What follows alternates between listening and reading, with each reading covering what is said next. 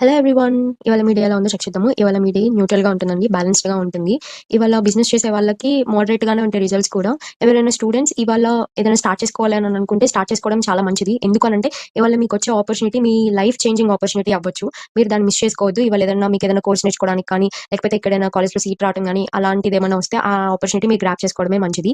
ఎవరైనా మూవీలో యాక్ట్ చేసేవాళ్ళు గానీ, సీరియల్ యాక్టర్స్ గానీ వాళ్ళెవరైనా ఉన్నా కూడా సేమ్ వాళ్ళకి కూడా ఇంతే. ఏదైనా ఆపర్చునిటీ వస్తే దాన్ని తీసుకోండి. ఎందుకంటే అది మీకు లైఫ్ చేంజింగ్ ఆపర్చునిటీ అయ్యే అవకాశం కనిపిస్తుంది.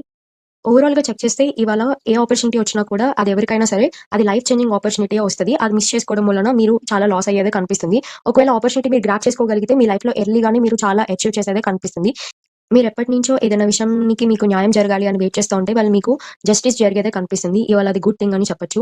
కానీ ఇవాళ కొన్ని థింగ్స్ మీరు అవాయిడ్ చేసుకోవాలి. ఎవరికీ గూడా డబ్బులివ్వద్దు. ఎందుకంటే ఇస్తే అవి తిరిగొచ్చే అవకాశం ఎక్కువగా కనిపించట్లేదు.